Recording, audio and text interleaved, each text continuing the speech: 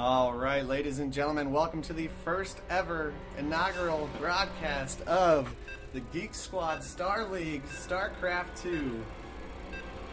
Our first game here is going to be between Istvan and Polaris. Istvan obviously choosing Zerg. Looks like Polaris choosing Zerg. Istvan choosing Terran. We are playing the MLG Pro Circuit maps here, and the first map is going to be Metropolis. The way this league works is the way this league works, excuse me, I can't even talk today for some reason. The way this league will work, the winner gets to choose, we have a first standard map for every week. There are 3 games played in each session. The first league, yes, my tongue is tied. The first league games will be played on the same map all week for every player. The loser of that game gets to pick the second map, and the loser of the second game gets to pick the third map as well. Basically, loser's choice. Ian with his standard Zerg move looks like he's sending out an Overlord, obviously to do a little bit of scouting here, see what he can find. Istvan, being a new player, chose Terran. Terran's always been one of my favorites. However, late game they can get really complicated. I'm still trying to perfect my strategy and perfect my reactions.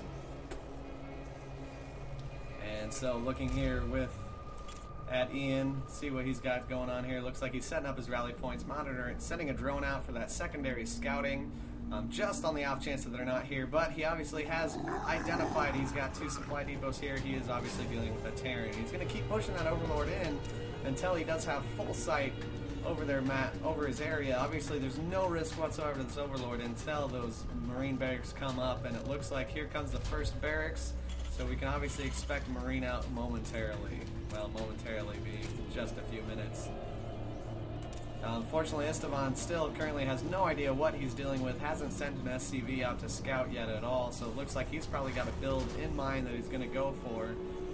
Don't have any refineries up yet or anything like that, so maybe it's going to be a quick push. However, obviously with an Overlord above your base, that's a really risky move because you know that you are dealing with Zerg, and obviously you could see a 6 pool. Looks like Ian did, however, played a little bit safe, went with a 13 pool, which is a standard build for Zerg, especially if you're going to be tacking up a little bit. Looks like we do have an extractor here with a full I don't know what the word I'm looking for here. I want to say penetration, but obviously that's inappropriate. We've got 3 drones on it. The spawning pool has popped out, so with the 15, 18 army, obviously we're going to hopefully look to see 1 Overlord and possibly a couple Zerglings. See if we can make a quick move on that Terran. However, it looks like we do have our first Marine out and possibly a bunker in the mix as well. Looks like that is a bunker going up on the left side, hopefully to defend against some of those early Zerg pushes. However, it looks like that's obviously not going to be the case with Ian because he has laid down an expansion. If William would only scout that, he would obviously know that he's going to have a little bit of time to tech up and mass up before he can expect to see any army. Or, on the contrary, if he does want to try and push just a little bit to take out his economy and take away that economic advantage that Ian has right now, he would be safe to do so because obviously his army is going to be very small. Right now, in fact, there goes his entire army out to take out William's base. William, look out! Oh no! Oh wait, they're just 2 Zerglings. Obviously, just to do a little bit of scouting. Looks like he is obviously bringing in a spine crawler to just kind of buff up those base defenses just in case he does see something. We've got cracklings in the work coming from Polaris. Looks like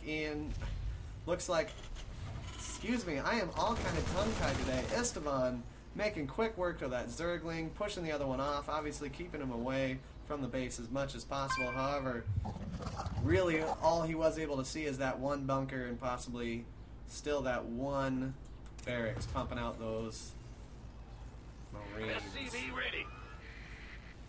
Now, I will say it is a little bit unfair for William because he hasn't really been into StarCraft 2 so much, so he doesn't probably know about all the add-ons yet, like the tech labs and the reactors that you can build with these barracks to possibly increase production.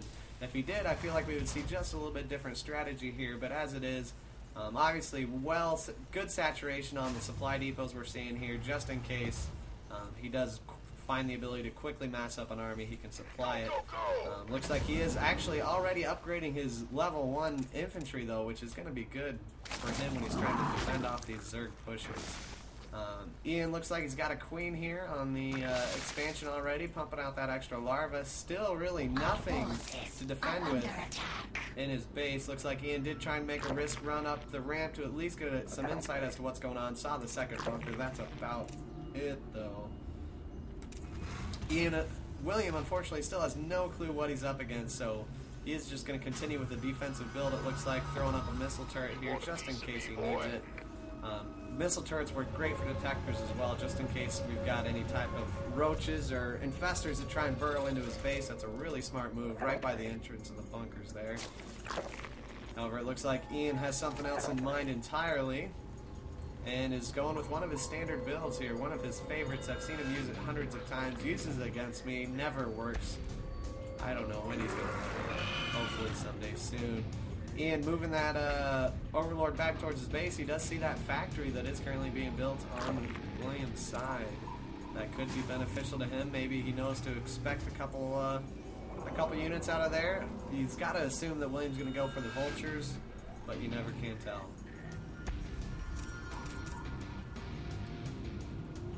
Ian just with a dominating economic advantage. 45 supply versus Williams' 25 supply. Hellions. I don't know why I said vultures. That's what I meant. Hellions. Pumping out the martyr though. Nice move on Williams' part.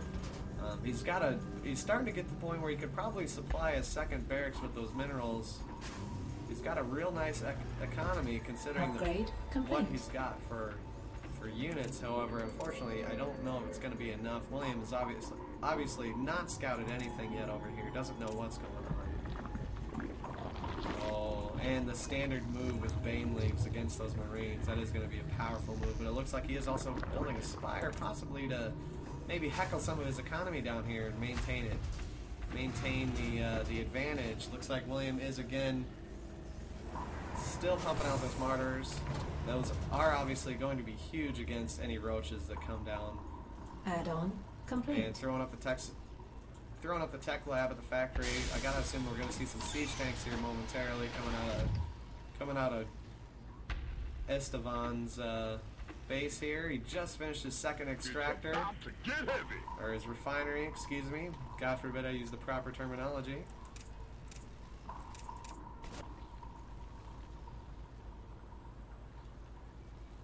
And looks like Polaris is definitely getting ready for something. We've got quite a few larvae sitting up here, not really doing much. Obviously spreading his creep out just as much as he can over this MLG map.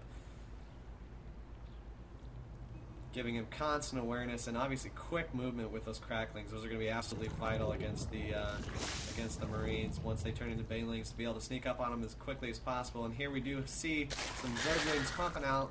Most likely those are going to be morphed into Banelings here in just a few moments. Looks like he's got quite the army. Almost 2 full control groups. William bringing in a starport. And a fusion core. I think we all know what that means. SCV ready.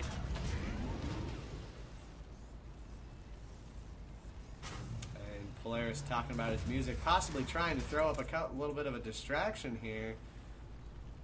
Because obviously we know every keystroke counts. Speaking of keystrokes, looks like average actions per minute for William are about 16 right now versus Ian's 100. Currently running about 36 and 12.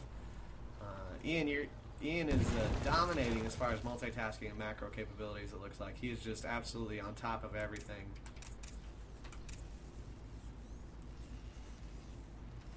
Gangway coming through. And looking at the army here, it looks like we already do have 3 Mutalisks on the board or in training right now, versus primarily a Marine and Martyr force coming from William over here. However, if he gets these Banshees out, they could support them nicely. Obviously, Banshees are targeting only ground units. They're going to be extremely beneficial in trying to deal with those SCV ready. Banelings and those Zerglings. William starting his first couple scans here, trying to track down William's trying to track down Ian, excuse me. Apparently I cannot multitask at all. This is going very well. Expanding the bunkers to be able to take up 6 units, that's going to work really well with the additional armor upgrade. Hopefully he'll drop in these stim packs, start some marine researching. Base is under And attack. here comes the Our Mutalist. SCVs are under attack. Not really doing much. He did do the classic move stop. However, William does not realize that his Banshees can't target air. Unfortunately, Polaris just really getting in there and messing up his economy. He sees the Martyrs and one Marine coming. I'm not sure why he's running from that, but nevertheless, he did remove his Mutalist from the battle, maybe giving William the idea that he might be dealing with some more air than he thought originally. But of course, those Banelings are just about finished here, so we will probably see a large push towards his base here momentarily.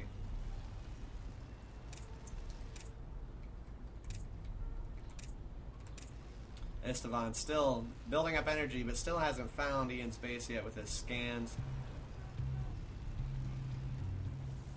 Starting to move out to that natural expansion though, however, I'm afraid it might be just a little bit too late. We're looking at 47 supply to 113 supply.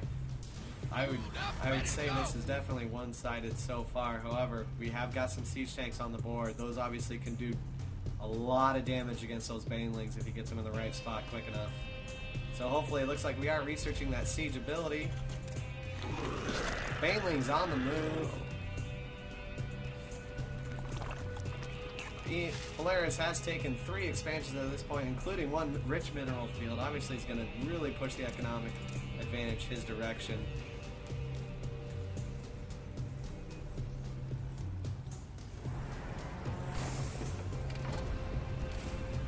And the armory is finished. However, it did take quite a bit of damage.